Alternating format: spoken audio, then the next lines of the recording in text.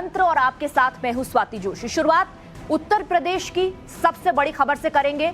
योगी आदित्यनाथ थोड़ी ही देर में गोरखपुर पहुंचने वाले हैं। उत्तर प्रदेश के मुख्यमंत्री ऐसे समय में गोरखपुर पहुंच रहे हैं जबकि यहां गोरखपुर मठ में, गोरखपुर मंदिर में 2 पुलिस वालों पर हमला हुआ है। हमले का आरोपी मुर्तजा पकड़ा गया है, जो कि IIT बॉम्बे का छात्र है, केमिकल इंजीनियर है।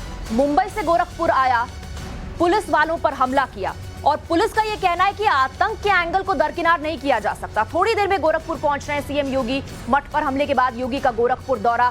कल गोरखनाथ मंदिर पर हमला हुआ था। यूपी पुलिस के मुताबिक हमले में एक बहुत बड़ी साजिश है। ये जो हमला हुआ था एक बड़ी साजिश का हिस्सा है और आतंक के एंगल को दरकिनार नहीं किया जा सकता।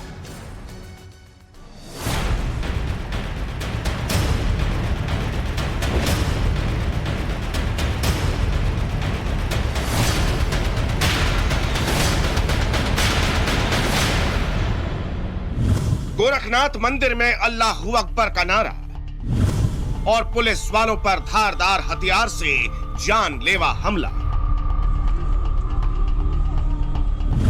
मुख्यमंत्री योगी के मंदिर पर मुर्तजा ने क्यों किया अटैक?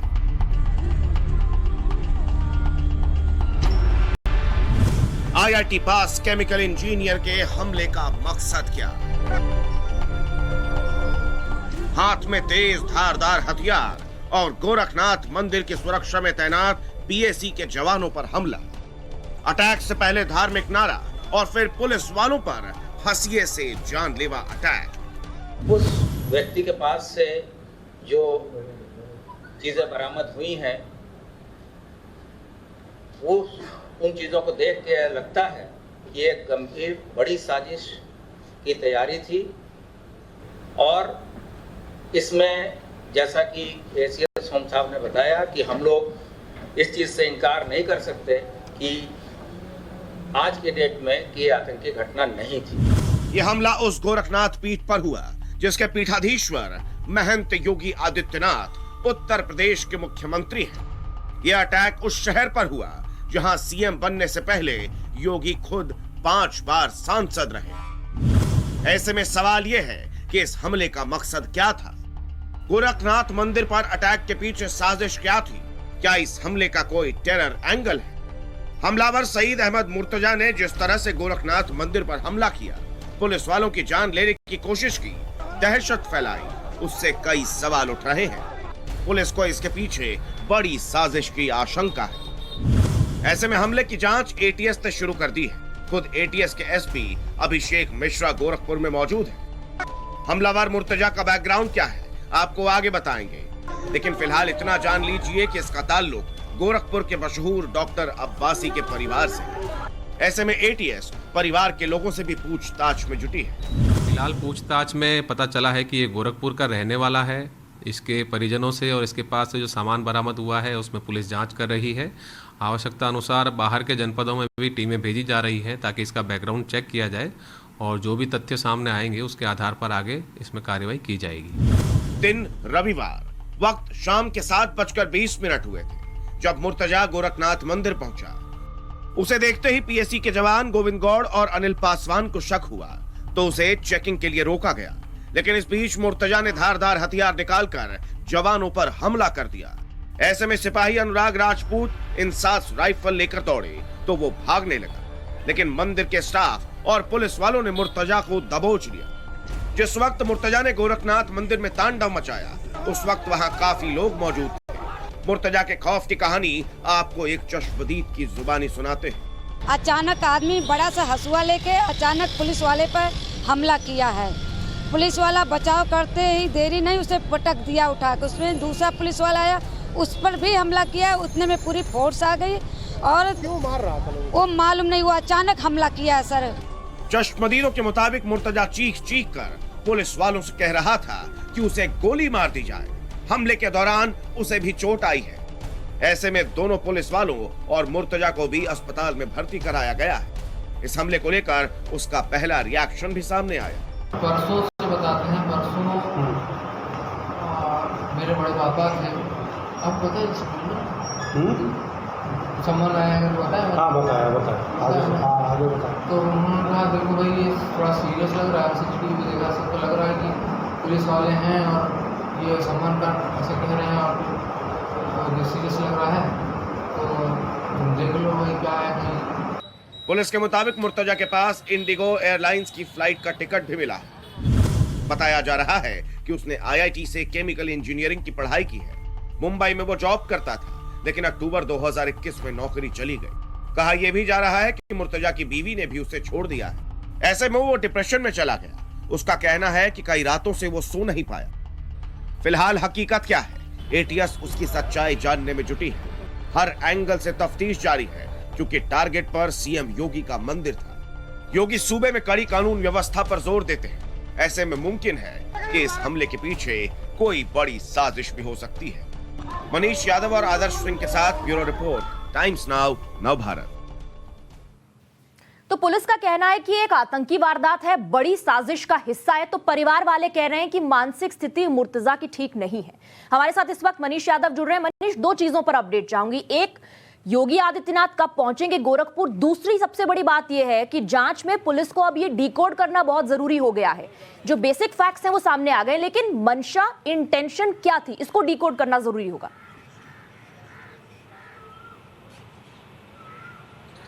देखिए, योगी आदित्यनाथ रवाना हो गए और कुछ ही देर में गोरखपुर वो पहुंचने वाले होंगे। एक समीक्षा बैठक भी उन्होंने वहां बुलाई है। गोरखपुर सिक्योरिटी और खासतौर पर मठ की जो सिक्योरिटी का जिम्मा जिन अधिकारियों के पास है उनको बुलाया है, और गोरखपुर के जो पुलिस अधिकारी हैं उनको इस बैठक में शामिल होना है। तो पूरी जो सुरक्षा व्यवस्था है शहर की और गोरखनाथ मठ की, उसका जायजा और समीक्षा बैठक में जो अपडेट है वो मुख्यमंत्री लेंगे। इसके अलावा मोटिव को लेकर यूपी ATS और STF की टीम लगातार कोशिश कर रही है। उसके पास से, मुर्तजा के पास से जो चीज़ें बरामद हुई है वो बड़ी हैरान कर देने वाली हैं। कुछ पेन ड्राइव है जिसमें कुछ इन्फॉर्मेशन है जो ATS के बहुत काम की है। इसके अलावा लैपटॉप है, उस पर कुछ डेटा है। सोशल मीडिया प्लेटफॉर्म पर मुर्तजा का अकाउंट था, कई लोगों के वो संपर्क में था, ऐसा सूत्रों के हिसाब से जानकारी मिल रही है। उन लोगों से भी संपर्क साधने की कोशिश यूपी ATS के अफसर कर रहे हैं। जो मुर्तजा के दोस्त थे उसके व्यवहार के बारे में भी जानकारी ली गई है।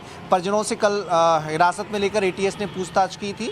परिजन लगातार कह रहे थे कि वो मानसिक रूप से उसकी स्थिति ठीक नहीं है, जॉब को लेकर वो परेशान था, ये परिवार का कहना है। हालांकि ATS की जो जांच की दिशा है वो उसके पास से जो चीजें बरामद हुई हैं उनके हिसाब से ATS इस मामले की पड़ताल कर रही है। खास तौर पर मुर्तजा की डॉक्यूमेंट्स, दस्तावेजों का एंगल सबसे महत्वपूर्ण है। उसकी जानकारी साझा नहीं की है, लेकिन उसका जिक्र किया है ADG law and order Prashant Kumar ने। देखना होगा कि इससे क्या नया खुलासा होता है। मनीष, बहुत बहुत शुक्रिया आपका इस पूरी जानकारी के लिए। अब उत्तर प्रदेश से सीधे आपको लिए चलते हैं पाकिस्तान, जहां की सियासत में हलचल और उठापटक दोनों जारी है। एक बड़ी खबर इस वक्त इस्लामाबाद से आ रही है।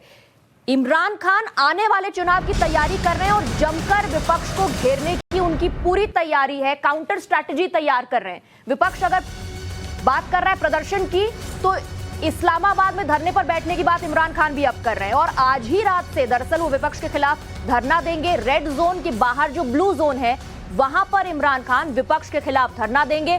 उन्होंने विपक्ष पर विदेशी ताकतों के साथ मिलकर उनकी सरकार को गिराने की साजिश के कई आरोप लगाए हैं।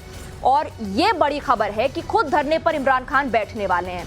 आज दोपहर को लोगों से संवाद साधा, तब भी कई आरोप उन्होंने लगाए विपक्ष पर। कहा कि विपक्ष क्यों डर रहा है आखिर चुनाव का सामना करने से, सुप्रीम कोर्ट क्यों जा रहा है विपक्ष? अगर मेरे खिलाफ आरोप ये थे कि मेरी सरकार नाकारा है तो फिर चुनाव होने दीजिए, आप चुनाव में हिस्सा लीजिए। और अब इसी विपक्ष के खिलाफ धरने पर बैठने का फैसला इमरान खान ने कर लिया है।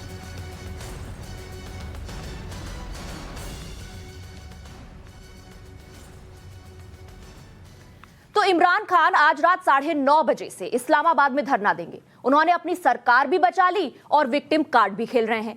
लेकिन ये सब हुआ कैसे? टाइम्स नाउ नव भारत रिपोर्टर कसवर कलास्ट्रा लगातार पाकिस्तान से हमें अपडेट भेज रहे हैं।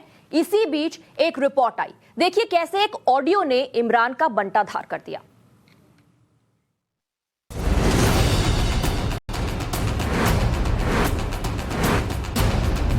इमरान खान साहब, मैं आपको एक इनकलाबी लीडर देखना चाहता हूं। मैं खुदा को गवाह बना के कर रहा हूं, मैंने काफी वजीर आजमों के साथ काम किया है। जितनी मेहनत आप करते हैं इतनी मेहनत करते मैंने नहीं देखा।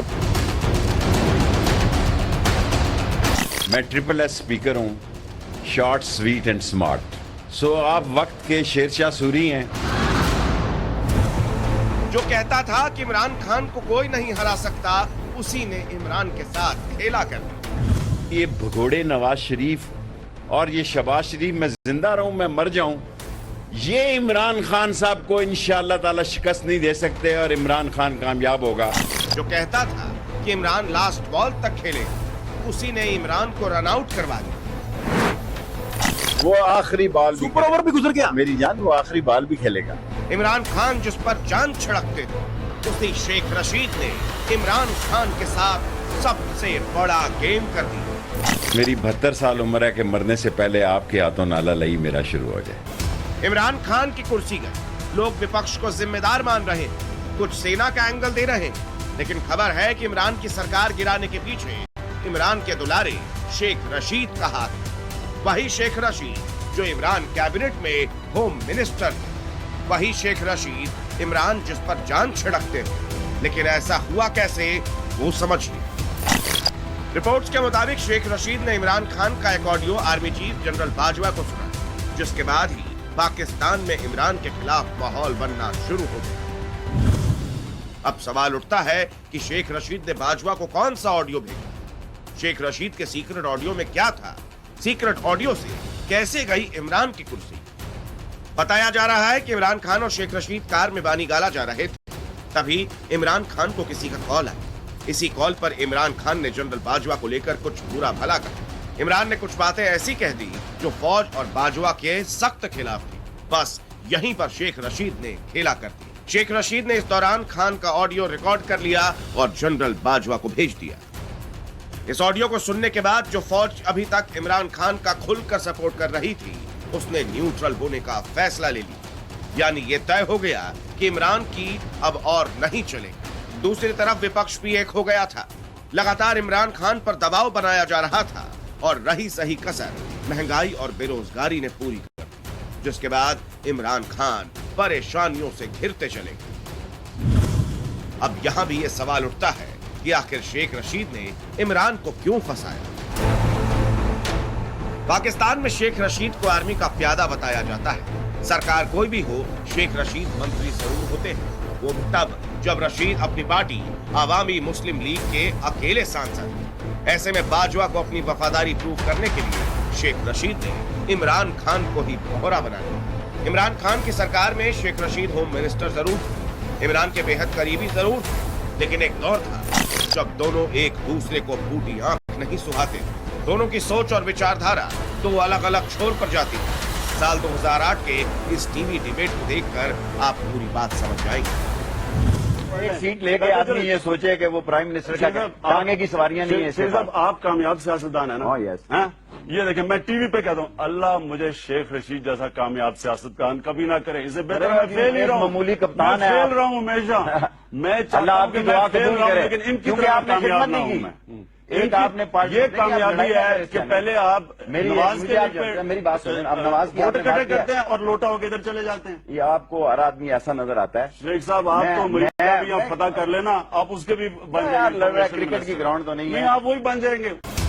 अब यहाँ सवाल ये उठता है कि शेख रशीद ने इमरान खान के सालों पुराने इस बयान का आज बदला लिया, या फिर शेख रशीद ने इस ऑडियो क्लिप के साथ कोई बड़ी डील कर दी। Bureau report, Times Now, Navbharat. तो पाकिस्तान में तो एक सियासी जंग चल रही है, लेकिन पाकिस्तान से हजारों किलोमीटर दूर यूक्रेन में लोग जिंदगी और मौत की जंग लड़ रहे हैं। युद्ध से जुड़ी हुई इस वक्त की बड़ी खबर आ रही है। यूक्रेन के एनरहोदर शहर में कई धमाके हुए हैं, लगातार वहां पर बमबारी जारी है। ज़ैपोरिज़िया परमाणु ऊर्जा संयंत्र के पास कई धमाके हुए हैं और इन धमाकों में 4 लोगों के घायल होने की खबर भी इस वक्त आ रही है। ज़ैपोरिज़िया परमाणु संयंत्र के पास धमाके होने की खबर है। एनरहोदर शहर के पास है यह परमाणु संयंत्र, जहां पर धमाकों में 4 लोगों के मारे जाने की खबर आ रही है। रूस लगातार ये कहता रहा कि हमारी जंग यूक्रेन के लोगों के खिलाफ नहीं है, आम आदमी के खिलाफ नहीं है, लेकिन इस बमबारी में उसी आम आदमी के मारे जाने की खबरें भी आती रहती हैं और मौत का आंकड़ा भी लगातार बढ़ता है। सवाल यह है कि क्या रूस अब यूक्रेन में वॉर क्राइम कर रहा है, क्योंकि यूक्रेन के बुका शहर से ऐसी कई खबरें आई हैं कि वहां घरों में लोगों को रूस के सैनिक मार रहे हैं। कई लड़कियां भी सामने आई हैं जो कि आरोप लगा रही हैं कि उनके साथ बलात्कार हुआ है, रेप किया गया है। पूरी दुनिया में इसकी चर्चा हो रही है। रूस ने क्या सफाई दी? हालांकि सफाई हो नहीं सकती, लेकिन रूस ने क्या कहा, देखिए।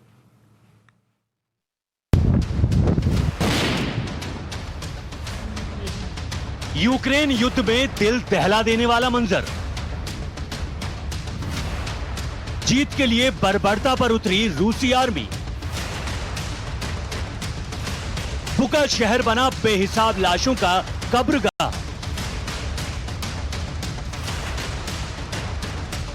कीव में कदम कदम पर अनगिनत लाशें। यूक्रेन में कत्लेआम के पीछे की कहानी क्या? यूक्रेन में जंग के 40 दिन गुजर चुके हैं। हर रोज बमबारी से तबाही जारी है। आंकड़ों में महज कुछ हजार लोगों के मारे जाने की खबर है, लेकिन हकीकत इससे कई गुना ज्यादा हो सकती है।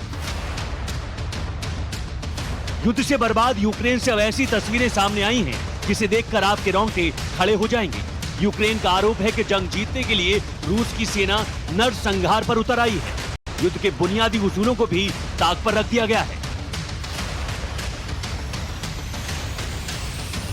ये मंजर यूक्रेन के मोतीजिन शहर का है, जो राजधानी कीव से करीब 50 किलोमीटर दूर है। तस्वीर इतनी खौफनाक है कि हम आपको साफ साफ दिखा नहीं सकते। यहाँ की मेयर ओल्गा सुखेंको, उनके पति, बेटे और एक शख्स को बेरहमी से मार दिया गया। मेयर ओल्गा और उनकी पूरी फैमिली के कत्ल का इल्जाम रूसी सेना पर है। बताया जा रहा है कि रूसी आर्मी ने मेयर को पहले अपने पाले में मिलाने की कोशिश की, लेकिन ओल्गा ने दुश्मन की सेना से हाथ मिलाने से इनकार कर दिया, तो रूसी आर्मी ने मेयर और उनके परिवार को मौत के घाट उतार दिया। सबके हाथ बांध दिए गए और बेहद करीब से गोली मार दी गई। कहा यह भी जा रहा है कि मेयर ओल्गा को 23 मार्च को ही रूसी सेना ने किडनैप कर लिया था। यूक्रेन के कई शहर इन दिनों खुले कब्रिस्तान बन गए हैं। कहीं सड़कों पर लाशें बिछी हैं, तो कहीं सीवेज में शवों का अंबार है। अब जरा बुका के हालात देखिए, जहां कब्रिस्तानों में लाशों का अंबार लगा है। कब्र के लिए अब 1 इंच जमीन नहीं बची है। बताया जा रहा है कि ये तमाम लाशें आम लोगों की हैं। सामूहिक कब्र में दफन ये बेजान शरीर रूसी सेना की बर्बरता की कहानी चीख चीख कर बयां कर रहे हैं। कुछ शव बॉडी बैग में और कुछ सिर्फ सादे कपड़ों में ही दफनाए गए थे। इतनी लाशें हैं कि आप गिन नहीं पाएंगे। जगह कम पड़ गई है इन लाशों को दफनाने के लिए। दावा है कि ये वो बेगुनाह लोग हैं जिनको रूसी सेना ने नहीं बख्शा। जिंदगी के ख्वाब देख रही आंखों को हमेशा हमेशा के लिए मौत की नींद सुला दिया गया।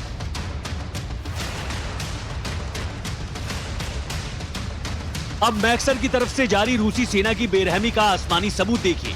ये वही चर्च है जिसके आसपास सामूहिक कब्र बनी है। करीब 45 फीट लंबा गड्ढा कर शवों को दफनाया गया है। अब रूसी सेना की बर्बरता का एक और सबूत देखिए। ये कीव शहर की तस्वीरें हैं। कीव की सड़कों पर बिखरी ये लाशें देखिए। कुछ लाशें महिलाओं की, कुछ बच्चों की, तो कुछ बुजुर्गों की है। यानी रूसी सेना ने किसी को नहीं छोड़ा। रहम की भीख मांगते लोगों को क्रूरता से मौत की नींद सुला दिया गया। अब इरपिन शहर की तस्वीर देखिए। इरपिन में आम लोगों के घरों को कैसे रूसी सेना ने निशाना बनाया है। रूस के हमले के बाद घरों पर गोलियों के निशान दिख रहे हैं। जिस तरह से घर पर गोलियां बरसाई गई हैं, लग रहा है मानो रूसी सेना जानबूझकर ऐसा कर रही है। दीवारों पर गोलियों के इतने निशान हैं कि आप गिन नहीं पाएंगे। ये मारियोपोल की तस्वीरें हैं, जहां रूसी सेना ने एक मैटरनिटी अस्पताल पर हमला कर दिया। पत्थर दिल हमलावरों ने इस जगह को भी नहीं बख्शा। नॉन स्टॉप मिसाइलें दागी और पूरी बिल्डिंग को तबाह कर दिया। यूक्रेन का आरोप है कि रूस वॉर क्राइम कर रहा है। उसके पास इसके कई पुख्ता सबूत हैं। जबकि रूस ने यूक्रेन के आरोपों को सिरे से खारिज किया है। बुका समेत तमाम तस्वीरों और वीडियो को पश्चिमी मीडिया के लिए यूक्रेन का प्रोपेगेंडा बताया गया है। रूस ने मारियोपोल हॉस्पिटल पर अटैक को झूठा करार दिया है। रूस के दावे अपनी जगह हैं, लेकिन सच यह है कि यूक्रेन में पुतिन की सेना हर पल तबाही मचा रही है। कीव की इस तस्वीर को ही देख लीजिए, जहां रूसी एयरफोर्स ने यूक्रेन के एयर डिफेंस कंट्रोल सेंटर को बर्बाद कर दिया। इन सब के बीच यूक्रेनी राष्ट्रपति वोलोदिमीर ज़ेलेंस्की ने ग्रैमी अवार्ड्स में एक वीडियो मैसेज जारी कर रूसी हमले की कहानी सुनाई है। साथ ही पूरी दुनिया से एक बार फिर मदद की गुहार लगाई है। रूस और यूक्रेन दोनों अपनी जिद से पीछे हटने को तैयार नहीं हैं। कई दौर की बातचीत हो चुकी है। बावजूद इसके युद्ध विराम के आसार दूर दूर तक नजर नहीं आ रहे। Bureau report, Times Now, Navbharat. लगता है कि सिर्फ यूक्रेन के लोग ही नहीं बल्कि संकट में वो भी हैं जो कि दोनों देशों के बीच शांति बहाल करने की कोशिश कर रहे हैं। ऐसा हम इसीलिए कह रहे हैं क्योंकि रूस के एक अरबपति ने एक बेहद चौंकाने वाला खुलासा किया है। एक बड़े अमेरिकी अखबार का दावा है कि रूस यूक्रेन के बीच शांति की कोशिश करने वाले इस अरबपति के शरीर में अचानक से अजीब तरह के सिम्टम्स आने लगे। जब जांच की गई तो नतीजा चौंकाने वाला था। सवाल यह है कि आखिर हुआ क्या? कौन है यह अरबपति? इस रिपोर्ट में देखिए।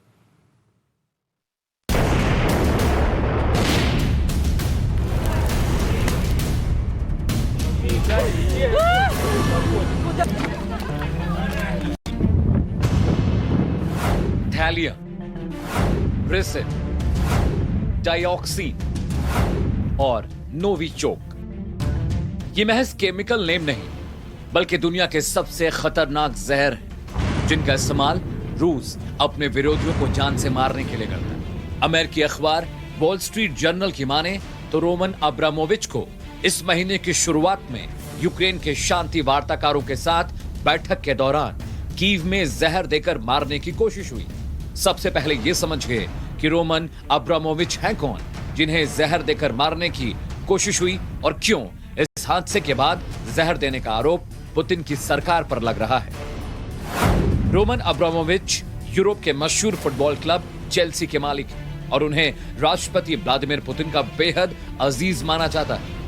रोमन अब्रामोविच रूस और यूक्रेन के बीच हो रही बातचीत में पर्दे के पीछे से बेहद अहम भूमिका निभा रहे थे।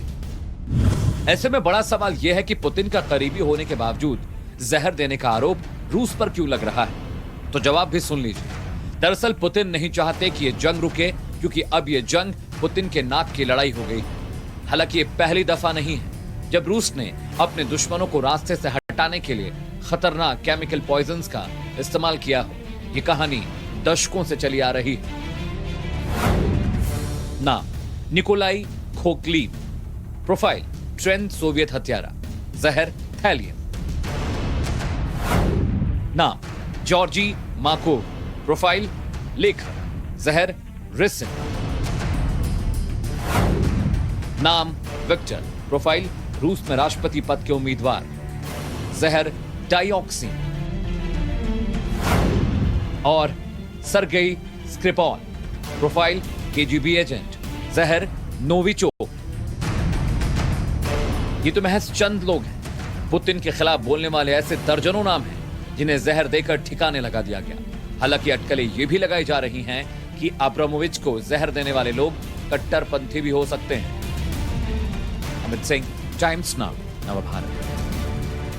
अंडे नहीं है, चावल ज्यादा महंगा है, वहां पे इस तरीके के मैसिव प्रोजेक्ट को चला करके सरकार जिस तरीके से कर्ज में आई है उसने देश की अर्थव्यवस्था को खराब करने में बहुत बड़ा योगदान दिया है।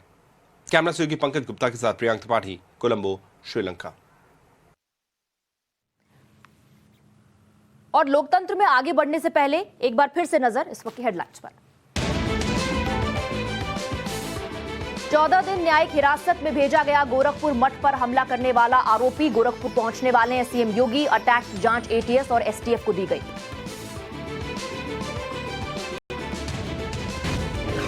गोरखपुर हमले पर यूपी पुलिस का बड़ा खुलासा। पुलिस के हाथ लगे सनसनीखेज दस्तावेज, हमले के पीछे बड़ी साजिश।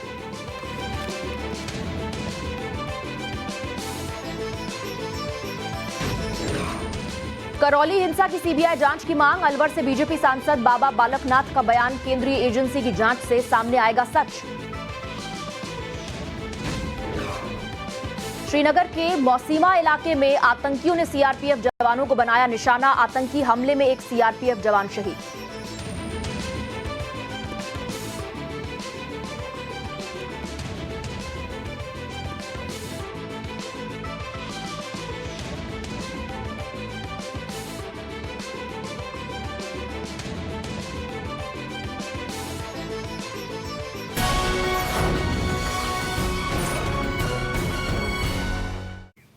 और चलिए अब आपको बताते हैं कि करौली में दरअसल हुआ क्या। राजस्थान के करौली में हिंदू नववर्ष के दिन जो कुछ भी हुआ वो क्यों हुआ, एक चिट्ठी सामने आई है। उसके बाद से सरकार प्रशासन दोनों कटघरे में है। इस चिट्ठी में क्या है? जो है वही सच है या बात कुछ और है? टाइम्स नाउ नव भारत के रिपोर्टर भंवर पुष्पेंद्र मौके पर पहुंचे और पूरी इन्वेस्टिगेशन की। उनकी ग्राउंड रिपोर्ट देखिए।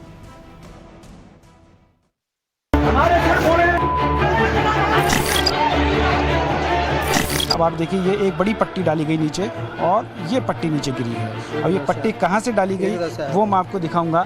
ये देखिए, ये सामने आप छत देख रहे हैं, जिम की एक छत है, यहाँ से एक बड़ी पट्टी नीचे डाली गई थी जो नीचे आके यहाँ गिरी होगी।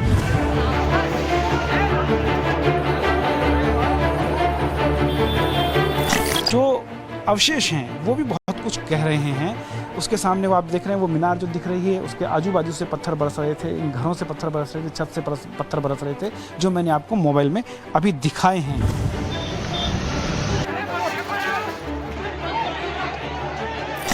इस जगह से लेके इस जगह को दिखाओ, यहाँ से लेके और नीचे तक, हाँ वहाँ तक कुलदीप पाल जी का मकान था। मोटरसाइकिल पड़ी थी, पत्थर ही पत्थर पड़े थे।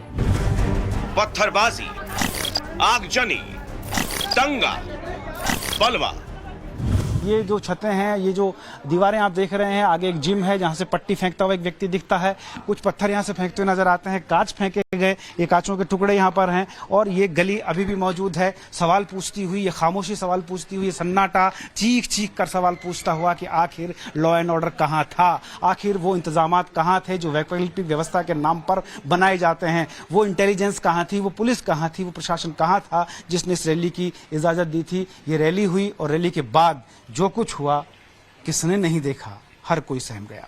राजस्थान के करौली का फूटा कोटा मोहल्ला, शनिवार को यहाँ से बाइक रैली निकल रही थी, तभी घरों की छतों से पत्थरबाजी शुरू हो गई और देखते ही देखते आग की लपटें उठने लगी। इस तस्वीर को देखिए, ये ठीक उस वक्त की तस्वीर है जब ये हंगामा शुरू हुआ। नीचे बाइक रैली निकल रही है, डीजे बज रहा है, लोग भगवा झंडे लेकर बाइक से गुजर रहे हैं, वहीं छतों के ऊपर से लोग पत्थर फेंक रहे हैं। आखिर ये सब कैसे शुरू हुआ, ये जानने के लिए टाइम्स नाउ नव भारत रिपोर्टर भंवर पुष्पेंद्र करौली के ग्राउंड जीरो पर पहुंचे। खामोशी का लिबास ओढ़े सन्नाटे में डूबी ये गलियां जो धू-धू करके जल रही थी शनिवार की रात और रविवार के दिन ये सुलग रही थी और आज खामोश है। लेकिन इसी खामोशी में छुपे हैं तमाम सवाल जो शासन, प्रशासन और सरकार पर उठते हैं। वो सवाल जो मूक सवाल हैं, ये आप देख सकते हैं। कभी यहाँ पर रौनक हुआ करती थी, दुकान लगा करती थी, लेकिन अब ये शमशान के जैसा नज़ारा नजर आ रहा है।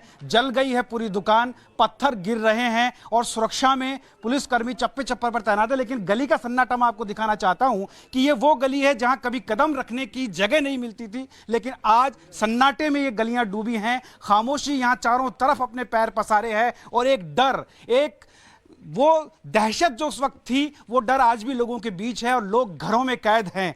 करौली पर यह कलंक लगा और करौली कैद की जद में आ गई। आप देख सकते हैं तस्वीरें और ये जली हुई दुकानें जहां पर ये तमाम सामान जल गया, राख का ढेर है, मकान जल गए हैं। खासतौर पर करौली के पत्थर से बनाए जाने वाले ये मकान, वो पत्थर करौली का जो फेमस है, प्रसिद्ध है, जाना जाता है अपनी बनावट के, लेकिन उस मकान पर भी कालिक पुत गई, उस पत्थर पर कालिक पुत गई है। अभी भी रह रहकर कहीं कहीं से धुआं निकल रहा है और सवाल पूछ रहा है उस कानून व्यवस्था के ऊपर जिसके चलते जो वाहवाही करने के लिए, बार बार पीठ थपथपाने के लिए ये तो कहा जाता है कि लॉ एंड ऑर्डर राजस्थान का बहुत अच्छा है, लेकिन उसकी ये तस्वीर ये बानगी भर है जो मैं करौली में दिखा रहा हूं।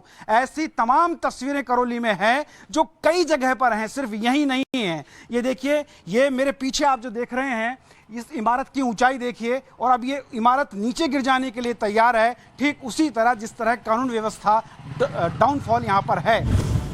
ये तो वो इलाका था जहां पत्थरबाजी के बाद आगजनी की गई थी। अब चलिए आपको वहां लेकर चलते हैं जहां हिंसा की चिंगारी भड़की। आप ये दो तस्वीरें देख रहे हैं, एक तस्वीर शनिवार की जब हिंसा भड़की थी और एक आज की। ये वही जगह है जहां से पहली बार पत्थरबाजी शुरू हुई।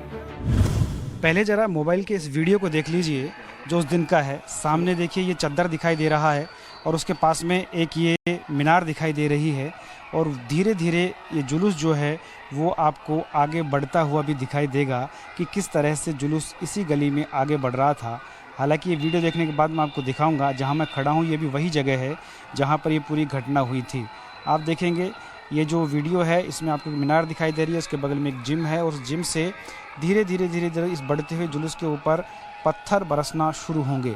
लेकिन फ़िलहाल आप देख रहे हैं ये जुलूस की कुछ तस्वीरें हैं उस वक्त की जब जुलूस यहाँ से निकल रहा था और जुलूस के निकलते के ऊपर पत्थर किस तरह से बरसाए गए थे वो तस्वीर में आप दिखाऊंगा। अब छतों पर आप देख रहे होंगे लोग आ गए और ये पत्थर बरसाना शुरू हो गया है। अब आप देखिए ये एक बड़ी पट्टी डाली गई नीचे और ये पट्टी नीचे गिरी है। अब ये पट्टी कहाँ से डाली गई वो मैं आपको दिखाऊंगा।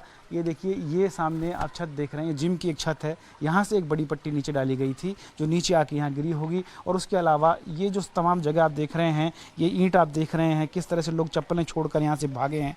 बड़ा भयावह वो दृश्य रहा होगा जब ये सब होगा। देखिए किसी की बाइक का ये टूटा हुआ पड़ा है।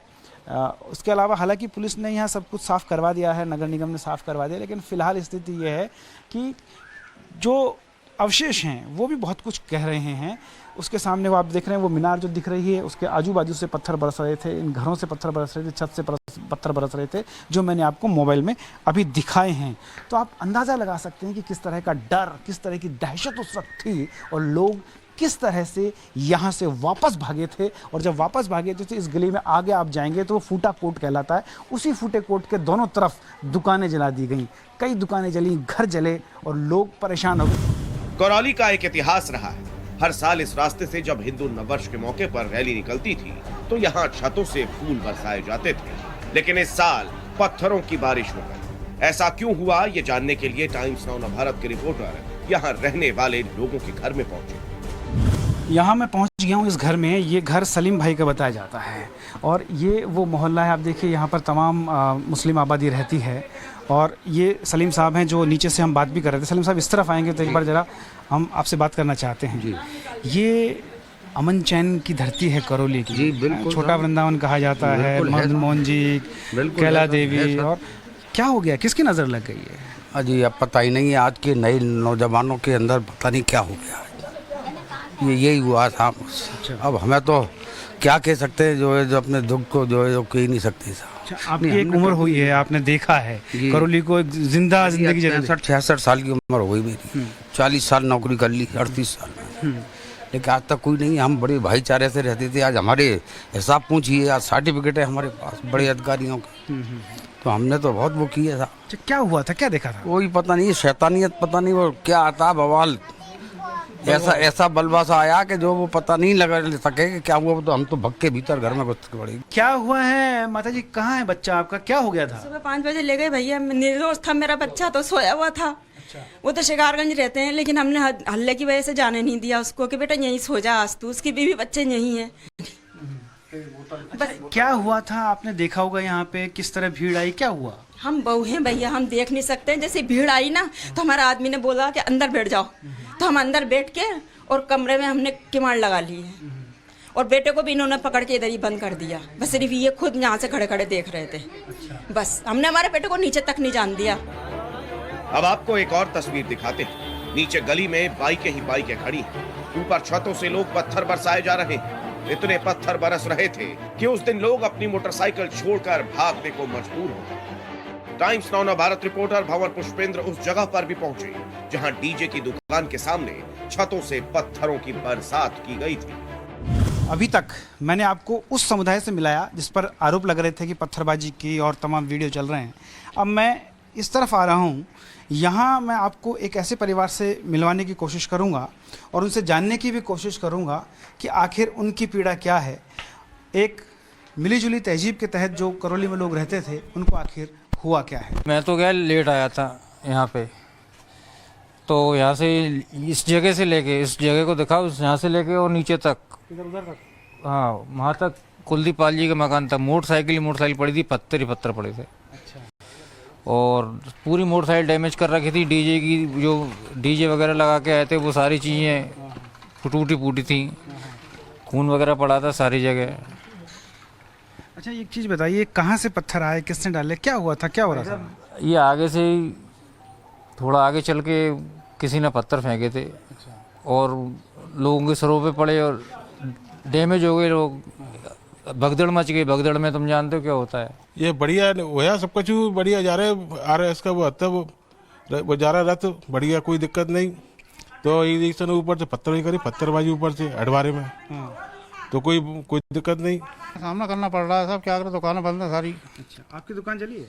नहीं, दुकान नहीं चली हुई है। अच्छा, वैसे नुकसान हुआ, गुने बनने पड़े हमारे अच्छा सारे। कितना नुकसान हो गया? 1-1.25 लाख रुपए का नुकसान है। नुकसान है। अब ये दंगे करने वाले तो करके चले गए, अब आम आदमी भुगत रहा है। आग भी लगा दी गई बहुत सारी दुकानों को यहाँ पे। हाँ, आग लगा दी दुकानन में। बड़ा डर लग रहा होगा उस समय, हाँ, दहशत होगी यहाँ और क्या। अभी कैसा माहौल है? अब तो अभी है ना कर्फ्यू लगा हुआ है यहाँ पर। अच्छा, और लोग बाहर निकल नहीं रहे बाहर। इस बवाल में कई लोगों के आशियाने आग के हवाले हो गए, कई लोगों की रोजी रोटी खत्म हो गई। मोहल्ले के दर्जन भर से ज्यादा दुकानों को आग के हवाले कर दिया गया। लेकिन यहाँ सबसे बड़ा सवाल यह है कि क्या करौली हिंसा की पटकथा पहले से लिखी गई थी? ये सवाल पीएफआई की चिट्ठी के बाद उठ रहे हैं। पीएफआई ने यह दावा किया है कि इस घटना से पहले ही उन्होंने मुख्यमंत्री और पुलिस को चिट्ठी लिखकर जुलूस के दौरान हिंसा के लिए आगाह किया था। नववर्ष की जो तैयारियां और जो सिम्टम्स पहले से नजर आ रहे थे, उसके लिए कई जगह ज्ञापन दे करके सरकार को, प्रशासन को चेताया भी था कि ऐसी घटनाएं कारित हो सकती है जिससे सामाजिक वैमनस्य हमारा बिगड़ सकता है, सामाजिक सद्भाव जो है वो बिगड़ सकता है और वैमनस्य फैल सकता है। लेकिन सरकार ने उसको बिल्कुल ध्यान नहीं दिया। इस चिट्ठी के बाद अब कई सवाल खड़े होने शुरू हो गए। विपक्ष में बैठी बीजेपी सीबीआई जांच के साथ साथ अशोक गहलोत के इस्तीफे की मांग भी कर रही है। एक तरफ विपक्ष अशोक गहलोत पर हमलावर है, तो वहीं दूसरी तरफ अशोक गहलोत प्रधानमंत्री नरेंद्र मोदी और अमित शाह को आड़े हाथों ले रहे हैं। बहुत खतरनाक दौर चल रहा है देश के अंदर। इनका संविधान की धज्जियां उड़ा रहे हैं। लोकतंत्र तो यकीन में बार बार कह रहा हूं, हिंदू मुस्लिम कर दिया देश के अंदर। आप कल्पना कीजिए, आज तो हिंदुत्व के नाम पे हम सब गर्व करते, हम हिंदू नहीं है क्या? इस प्रकार चुनाव जीतने के लिए हिंदुत्व की बात करो, चुनाव जीतने के लिए आप ध्रुवीकरण करो, ये आसान काम है। आग लगाना बड़ा आसान काम होता है, ये आग लगाने का काम करते हैं। आग बुझाने में बहुत मुश्किल टाइम लगता है, मुश्किल वक्त लगता है। मैं समझता हूँ ये उचित नहीं इनका व्यवहार, ये मैं कहना चाहता हूँ। सवाल तो अशोक गहलोत पर भी उठ रहे हैं। हिंसा के बाद निंदा करने से तो बेहतर था कि हिंसा होने से पहले ही इसे रोक दें। अमर पुष्पेंद्र, करौली, टाइम्स नाउ, नवभारत। क्या ये हिंसा स्क्रिप्टेड थी, ये तो जांच में पता चलेगा। लेकिन इस वक्त एक बहुत बड़ी खबर आ रही है करौली हिंसा से जुड़ी हुई। जानकारी के मुताबिक जो मुख्य आरोपी है उसकी पहचान हो गई है। पार्षद मतलूब अहमद है हिंसा का मुख्य आरोपी। पथराव का मुख्य आरोपी, जो कि रैली वहां से निकाली जा रही थी, उसमें शामिल लोगों पर पत्थरबाजी होती रही, पेट्रोल बम भी उन पर फेंका गया। इसका मुख्य आरोपी मतलूब अहमद फरार बताया जा रहा है। पुलिस की स्पेशल टीम उसे तलाशने में जुटी हुई है। करौली के एसपी ने दरअसल ये जानकारी साझा की है। शैलेंद्र सिंह इंदौलिया ने अपने बयान में ये कंफर्म किया है कि करौली हिंसा का जो मुख्य आरोपी है उसकी पहचान हो गई है, जो कि एक पार्षद है मतलूब अहमद, उसका नाम बताया जा रहा है, जो कि हिंसा का मुख्य आरोपी है पुलिस के मुताबिक। और पथराव के पीछे मतलूब अहमद का हाथ था। फिलहाल वो फरार है, लेकिन पुलिस की स्पेशल टीम जो गठित की गई है जांच करने के लिए, वो लगातार उसकी तलाश में जुटी हुई है। करौली के एसपी ने, शैलेंद्र सिंह इंदौलिया ने इस खबर को कंफर्म किया है। पार्षद मतलूब अहमद करौली हिंसा का मुख्य आरोपी है। वहां जो हिंसा हुई, जो लोग जख्मी हुए और इस वक्त जो तनावपूर्ण स्थिति वहां पर बनी हुई है, उसके पीछे मतलूब अहमद का हाथ था। फरार बताया जा रहा है। जाहिर तौर पर अब जो लोग कस्टडी में लिए गए, हिरासत में लिए गए, उनसे पूछताछ कर लिंक पता करने की कोशिश की जाएगी और कहां मतलूब अहमद छुपा हुआ है उस तक पहुंचने की कोशिश भी स्पेशल टीम करेगी। लेकिन ये इस वक्त की बड़ी खबर है, पुलिस की स्पेशल टीम अब मतलूब अहमद की तलाश में जुट गई है। ये उन्हें जानकारी मिल गई है अपनी जांच के दौरान, छानबीन के दौरान, कि इस पूरे हिंसा के पीछे जो मुख्य आरोपी है, जो मास्टरमाइंड है, वो एक पार्षद है जिसका नाम मतलूब अहमद बताया जा रहा है। सुनिए एसपी शैलेंद्र इंदौलिया ने क्या जानकारी दी। आज जो शांति समिति की बैठक रखी थी, इसमें करौली के सभी समाजों के प्रतिनिधि उपस्थित थे। करीब 150-200 की संख्या थी। पूर्व जनप्रतिनिधि भी थे, पूर्व विधायक दर्शन सिंह जी भी थे और मीणा साहब भी थे, हमारे वर्तमान विधायक भी थे, अन्य जनप्रतिनिधि, वार्ड मेंबर्स भी काफ़ी यहाँ संख्या में थे। इसके अलावा सभी समूह और समुदाय को प्रतिनिधित्व करने वाले लोग यहाँ पर उपस्थित थे। पूरे सभी लोगों का एक मत था कि शांति बहाल होनी चाहिए। अब शांति बहाल होने के लिए 1-2 इश्यू जरूर हैं कि ये सामने आया कि जल्दी कार्रवाई होनी चाहिए अपराधियों के खिलाफ, तो निश्चित रूप से पुलिस हमारी तत्परता से कार्रवाई कर रही है। दूसरे इश्यूज ये उठे थे कि किस प्रकार से हो, तो ये एक सजेशन आया था कि मोहल्ले वाइज कमेटी बने, तो कमेटी हम आज फॉर्म कर देंगे। कल मोहल्ला कमेटीज पुलिस अधिकारियों और जो कांस्टेबल्स या हेड कांस्टेबल जिनके भी साथ तीन लोगों के साथ जाके मोहल्ले में जाके लोगों से बातचीत करेंगे। उस बातचीत के बाद जो निष्कर्ष सामने आएगा उसके आधार पे हम ये डिसाइड करेंगे कि अब हमें कर्फ्यू के बारे में क्या रिलैक्सेशन देना है या किस तरह से आगे की स्ट्रेटजी बनानी है। अभी कर्फ्यू जारी रहेगा, कर्फ्यू जारी रहेगा अभी फिलहाल। इंटरनेट सेवाएं भी अभी बहाल नहीं होंगी। अभी जब तक स्थिति नॉर्मल नहीं होती तब तक हम इसको आगे बढ़ाएंगे। कानून व्यवस्था को न संभाल पाने को लेकर पुलिस और प्रशासन पर कई गंभीर आरोप लगे, लेकिन इन सब के बीच कुछ ऐसी तस्वीरें सामने आई हैं जो पुलिस की जांबाजी का प्रमाण है। ये तस्वीरें खूब वायरल भी हो रही हैं। ये दरअसल सिपाही नेत्रेश शर्मा की तस्वीरें हैं जिन्होंने अपनी जान पर खेलकर एक मासूम बच्चे की जान बचाई। उनसे बात की हमारे संवाददाता भंवर पुष्पेंद्र। करौली इस समय एक तरीके से कैद में है। जो उपद्रव हुआ है उसके बाद से कर्फ्यू है, लेकिन आगजनी, हिंसा, उन सब के बीच में एक मानवता की तस्वीर देखने को मिली और वो तस्वीर थी कांस्टेबल नेत्रेश शर्मा की। जी हाँ, उन्होंने अपनी जिम्मेदारी, अपनी ड्यूटी बहुत ही शिद्दत के साथ निभाई और आग की लपटों से एक बच्चे को लपेटकर कलेजिस लगाकर बाहर ले आए। नेत्रेश हमारे साथ हैं। नेत्रेश, पहले तो टाइम्स नाउ भारत की तरफ से आपको बहुत बहुत बधाई। जी धन्यवाद। अच्छा, एक चीज़ बताइए, क्या हुआ था, कैसे वो सब कुछ हुआ था, वो घटनाक्रम बताइए ज़रा। मेरी ड्यूटी उस दिन सिग्मा ड्यूटी में लगी हुई थी, तो रैली चल रही थी हिंदू नव वर्ष के उपलक्ष्य में। मैं रैली से 200 मीटर आगे की दूरी पे था, तो पीछे पता चला कि एक जगह पे कुछ उपद्रवियों ने रैली के ऊपर पथराव कर दिया है। जैसे मुझे पता चला, मैं वापस घटनास्थल की ओर आ रहा था, तभी बीच में एक दुकान के आगे 2 लोग बैठे हुए थे जिनके सिर से खून निकल रहा था। मुझे लोगों ने रोका कि सर इनको जल्दी से हॉस्पिटल पहुंचाओ। मैंने अपनी मोटरसाइकिल बिठाकर उनको हॉस्पिटल पहुंचाया।